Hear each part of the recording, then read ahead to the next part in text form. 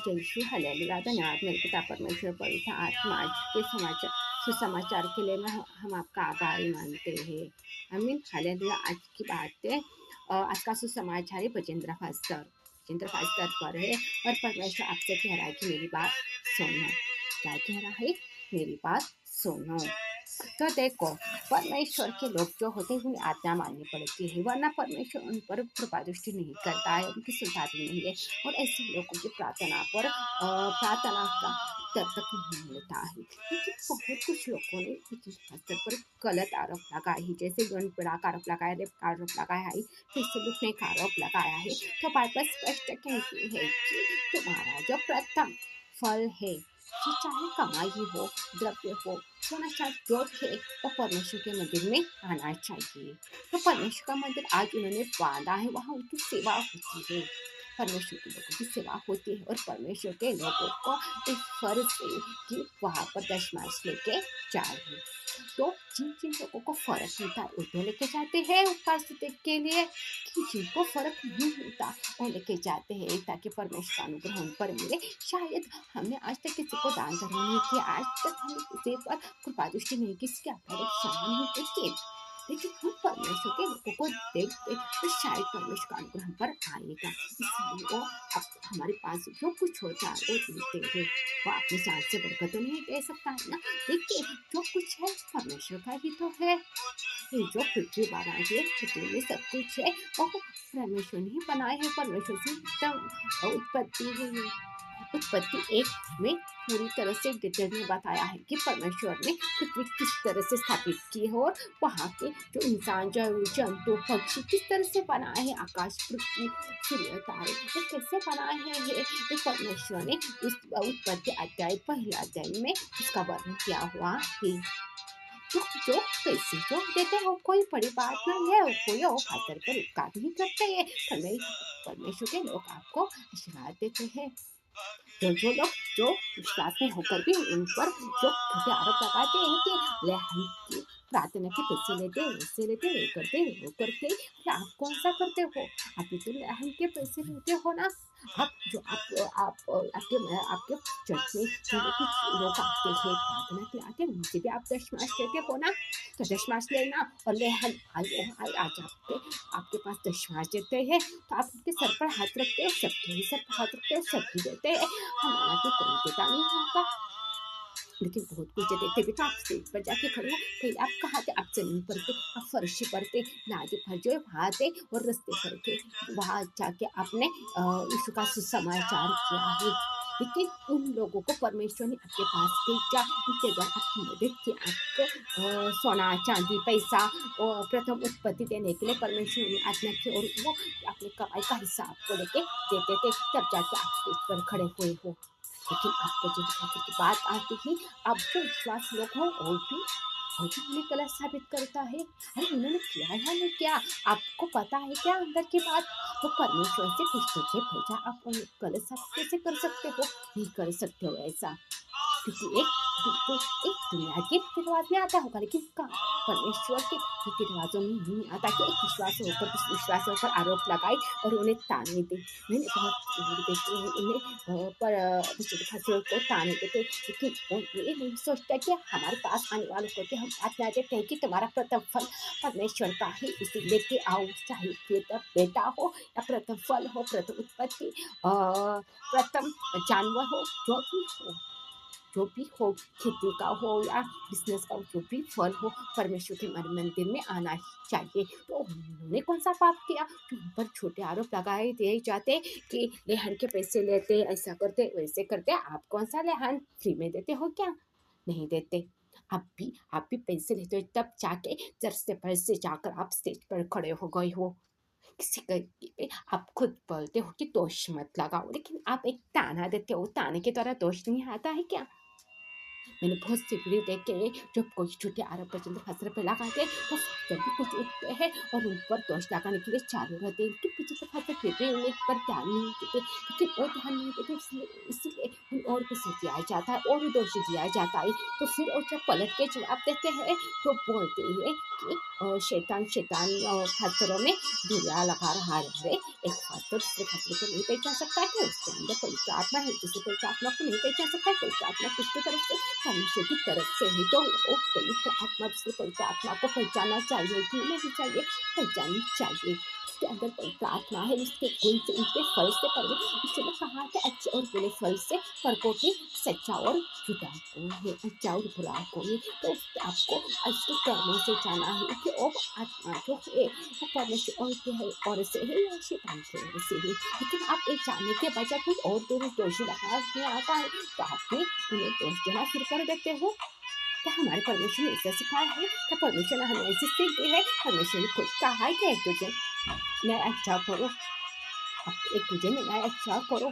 देखो, मैं आपको एक बात बताने वाली हूँ और मैं वचन के द्वारा बताने वाली हूँ। और अर्थे नारामरप्पा हरकुते हृको दामरप्पा हरकुते ननकुते रुप्पा हरकुते, कि परमेश्वर के लोगों पर दोष लगाने वालों का कैसा अंजाम होता है। फिर चाहे वो विश्वासी हो या अविश्वासी हो, उसे कोई मतलब नहीं होता है कि किसी सच्चे इंसान दास पर जब उंगली उठाई जाती है तो उसके साथ परमेश्वर खड़ा रहता है। आज बहुत से मैंने देखे, बहुत से कमी भी मैंने देखे, कोई भी पवित्र शास्त्र के खिलाफ नहीं है। उस लड़की के सिवाय और उसके पवित्र शास्त्र के खिलाफ कुछ भाषण खड़े किए उनके द्वारा। तो लेकिन जो लोग शास्त्र के खिलाफ है, पवित्र शास्त्र के खिलाफ, लेकिन और भी तो प्रचार करते हैं, यीशु का प्रचार करते हैं। एक ही समय नहीं है क्या कि हम इसमें क्या सिखाए? अरे बाइबल पढ़ते हो और शैतान का काम करते हो, खाना खाते यीशु का और गुलामी शैतान की करते हो। क्या शैतान परमेश्वर ने कहा है क्या भाई भाइयों में झगड़ा करो? और पवित्र आत्मा एक है, शायद में है कि पवित्र आत्मा आप में जो पवित्र आत्मा है वो सब में है, सब में है ना। तो हम सब एक है, हम विश्वास जो है कि आज्ञा पे चलते हैं, हम इसी से प्यार करते हैं, हम सब एक है। हमारा नेम नेम कौन है? मालिक कौन है? यीशु हमारा मालिक है। और हम सारे भाई और बहन है, हम सब बांधव है ना। तो हम इस तरह से एक दूसरे के खिलाफ खड़े नहीं होना चाहिए। अगर आपको इंसान गलत है तो परमेश्वर से पहले बात करना चाहिए। और जो लोग उन्हें दोष दे रहे हैं, विश्वास नहीं करते, वो लोगों से न्याय मांगते। वो लड़की भी जो है जिन्होंने पवित्र शास्त्र पर झूठे आरोप लगाए हुए हैं, वो उसे बाइबल पता है, उसने बाइबल पढ़ी है। हाँ, वो उसे पता है कि हमें झूठे आरोप किसी पर नहीं करने चाहिए। अगर उसने खुद की बाइबल पढ़ी होती ना, तो अगर पवित्र शास्त्र में क्या भी हो तो उसने खुदा से इंसाफ मांगना चाहिए था। लेकिन उसने खुदा से इंसाफ नहीं मांगा, उसे बाइबल एक तक पता नहीं है, एक तक पता नहीं। उससे पता होता तो उसने खुद अपनी बेइज्जती करने के लिए यूट्यूब पर और सारी दुनिया में अपनी जो भक्ता से वो फैलाती नहीं है ना। तो आप जो कर रहे हो वो सोच समझ कर करो, क्योंकि हम एक है, हमारे परमेश्वर एक है। जो विश्वास नहीं है उन्हें उनकी बात नहीं करती, लेकिन जो विश्वास है, जो बाइबल के द्वारा परमेश्वर से प्यार करते हैं, परमेश्वर से मिलते हैं, परमेश्वर का प्रार्थना पाते हैं, देखो बहुत से खासकर मुझे बड़े बड़े चमत्कार करते हैं, बड़े बड़े गवाह भी बने हुए हैं। बहुत अच्छे लोगों के जीवन में काम होता है, उनके चर्च में भी काम होता है। वैसे लोगों से ही स्पेशली तो कि आप किसी खास करके अलविदा इससे पहले अपने परमेश्वर से बात करना सही माना जाता है, क्योंकि सारे लोग परमेश्वर से ही सवाल किया करते थे पहले लोग, और आज पता नहीं करते हैं, मुझे तो कुछ दिखाई नहीं कर देता। लेकिन परमेश्वर से ही सवाल करना चाहिए कि परमेश्वर क्या वाकई में उसने ऐसा कुछ करना क्या है। सब लोग उस पर दोष लगाते हैं, क्या वो सच में दोषी है? परमेश्वर मुझे दिखा दो उसका पाप क्या है, तो परमेश्वर आपको दिखाएगा, तब ठीक है। लेकिन परमेश्वर ये खुद का है कि वचन खुद कहता है कि जिसे निर्दोष ठहरा हुआ है उसे दोष कौन देगा? तो वचन खाते में ऐसा कुछ क्या होगा तो परमेश्वर दिखाता, लेकिन परमेश्वर ऐसा कर ही नहीं सकता है। क्यों? और किसी के मन में छुटे नहीं डाल सकता है। लेकिन आप क्या करते हो, लोगों के बातों में आकर वचन शास्त्र पे नहीं उतारते हो। तो एक बात सुनो कि अगर आप वचन शास्त्र पे नहीं उतारते हो, आप पर भी वही लोग उंगली उठाएंगे। जिन लोगों के बातों में आप आकर वचन शास्त्र पे उंगली उठाते हो, इसलिए मैं आपसे बकवास करती हो, विनती करती हूँ कि हमें बाइबल के द्वारा रहना चाहिए। अंत का दिन आता है और शैतान हमारे भाई भाइयों में बहनों में ही झगड़ा पैदा करता है, ताकि हम भिन्न हो जाए और एक दूसरे को खराब करे, हमारा सामर्थ्य खराब करे और दूरियां लगाए। क्योंकि अंत के दिनों में हम एक मिलकर उस शैतान को हरा ना हराएं। इससे शैतान हमारे रिश्ते में दरार ला रहा है, हमें एक दूसरे से अलग कर रहा है, क्योंकि शैतान की यही चाल है कि वो भाई भाइयों को, जितनी पवित्र आत्मा है जो विश्वास है, उन सब एक है, एक है, एक है। हम एक ही खून से बने हुए हैं, यीशु के खून से बने हुए हैं, तो उनको अलग करना चाहता है वो, ताकि अंत के दिनों में वो उसका कार्य संपन्न हो जाए। इसीलिए तो आपको सावधानी परखनी है और एक बात ध्यान देना कि हम विश्वास चलो के उस पर नहीं जो ढोंगी है, ढोंगी है, जो यीशु का नाम लेकर गलत काम करते हैं, उन्हें आप कसो दे सकते हो, लेकिन यीशु के विश्वासी लोगों को नहीं दे सकते हो। लेकिन अगर आज्ञाओं पर नहीं चलता तो उतना बड़ा नहीं होता, तो स्टेज पर खड़ा नहीं हो सकता, लाखों करोड़ों लोगों के सामने प्रचार नहीं करता, डर के मारे एक रूम में जाके बैठता। इससे आप समझ जाओ कि वो खुलेआम प्रचार कर रहा है, खुलेआम सब कुछ चमत्कार करता है, खुलेआम परमेश्वर से बात भी करता है, लोगों को चंगा करता है, तो परमेश्वर की ओर से ही। जैसे आप भी परमेश्वर की ओर से काम करते, आप अगर वो शैतान के द्वारा काम करता है तो आप किसके द्वारा काम करते हो, तो वही आपका न्याय करेगा ना।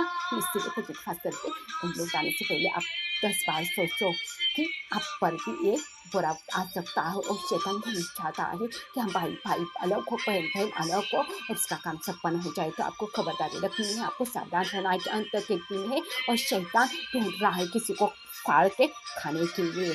तो हमें, अगर हम एक विश्वास होकर विश्वास को गलत समझने लग जाए, तो फिर उनमें और हमें कोई फर्क नहीं होगा, तो परमेश्वर का अनुग्रह हम पर आएगा नहीं, और अंत के दिनों में हम स्थिर नहीं हो पाएंगे।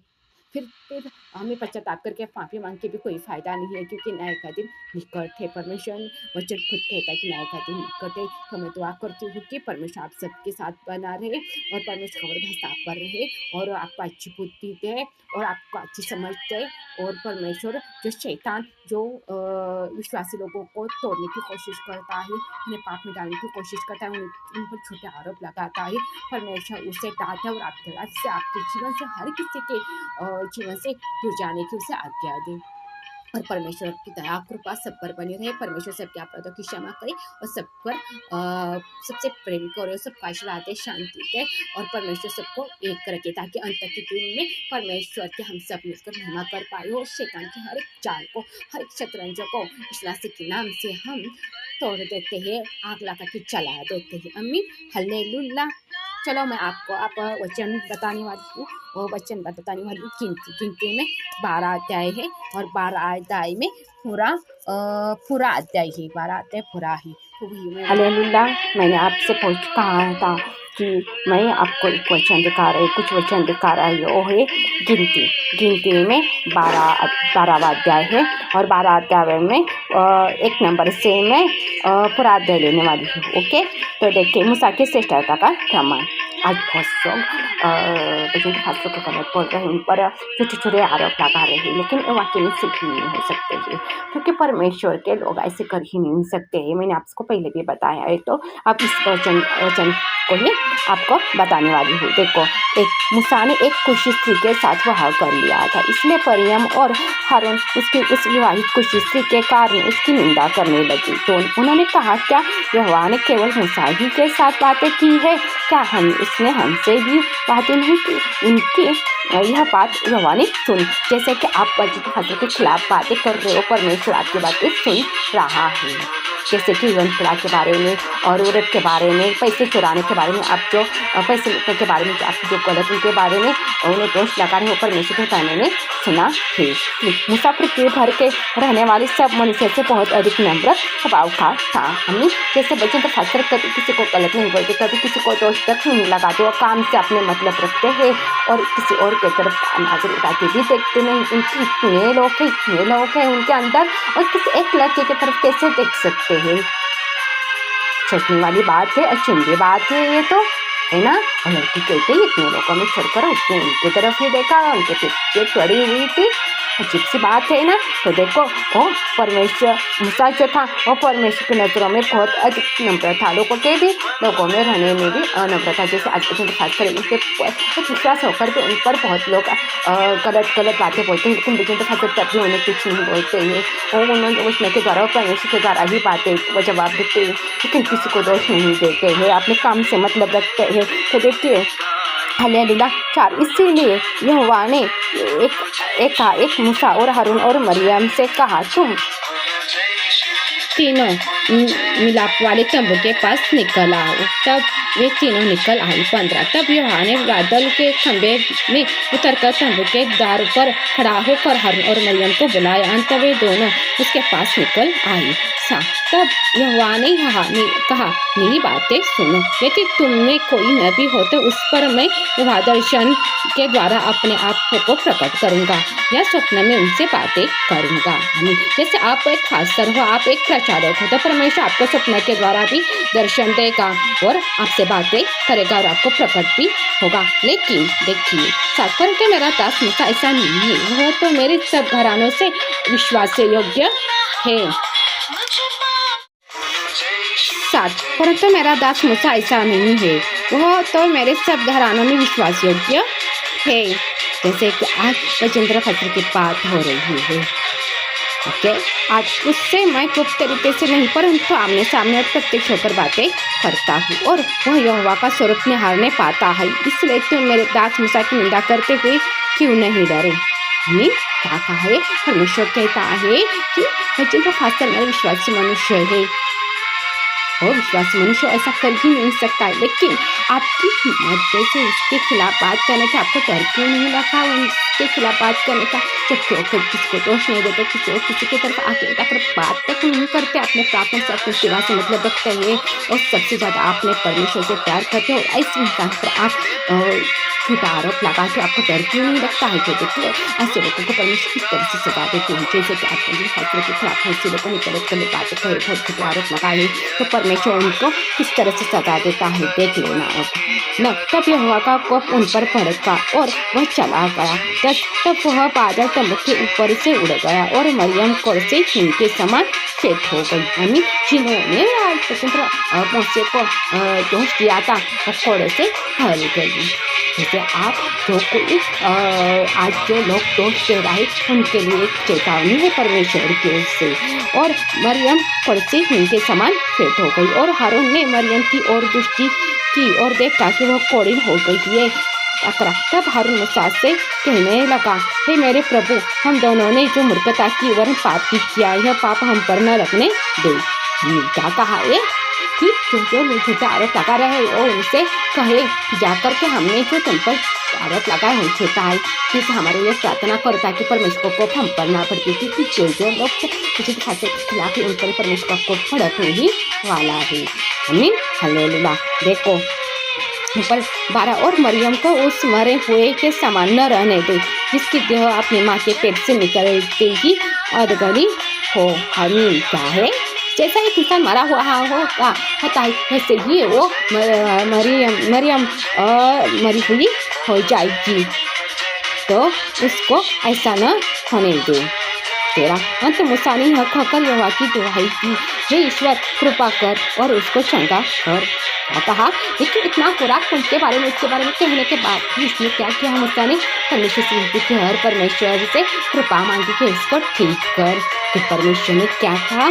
13 अंत मूसा ने यह कहकर यहोवा की दुहाई दी, हे ईश्वर कृपा कर और उसको चंगा कर। 14 यहोवा ने मूसा से कहा यदि उसका पिता उसके मुंह पर थूका ही होता तो क्या 7 दिन तक वह लज्जित न रहती? इसलिए वह 7 दिन तक छावनी से बाहर बंद रही, उसके बाद वह भीतर आने पाए। आमीन, आमीन। आपने देखा होगा कि ये जो वचन में दिया है मरियम को जो सजा मिली है कोड़ों की, वैसे ही आज को बहुत से लोग हैं जो परमेश्वर के खिलाफ बोलते हैं और परमेश्वर के लिए जो सच्चे दास है, जो परमेश्वर के आज्ञा में है, उन पर जो झूठा आरोप लगाते हैं, उनके लिए परमेश्वर की चेतावनी है कि आपका पाप आप पर थूकता तो उससे तुम्हें लज्जा नहीं आती क्या? आ जाती? हाँ, रखो हार के दे दारा में इप्पो हार कहती नन कहता रप्पा हार कहती नन कहता रप्पा हार कहती तो बुद्धि का हार कहती रित्ते रप्पा हार कहती इप्पो हार कहती। देखिए, आपका पाप आपका थूका होता तो आपको लज्जा आती ना 7 दिन तक, तो आपको इसी तरह से परमेश्वर का आपको पाप आने वाला है और आपकी गति बहुत बदलने वाली है और आपके जीवन में बहुत मुसीबतें आने वाली है। इसलिए आपको सावधान रहना है और परमेश्वर के लोगों पर जो झूठे आरोप लगाते बिना सबूत के वो लगाना बंद करना है। मैं आपसे विनती करती हूँ कि आप जो कुछ कर रहे हो वो बंद करें, क्योंकि भजन तो शास्त्र ने ऐसा कोई गुनाह किया ही नहीं और कर ही नहीं सकते ये, क्योंकि वो बाइबल के आदमी हैं। जैसे कि अनुवाद 28 में कहा कि तू मेरी आज्ञा मानना, तो ये सब आशीर्वाद तेरे तेरे ऊपर आएंगे। आस पर भजन शास्त्र के ऊपर सब आशीर्वाद ही, इसका मतलब ये कि वो परमेश्वर की सारी आज्ञाओं को मानते हैं इसीलिए। आमीन।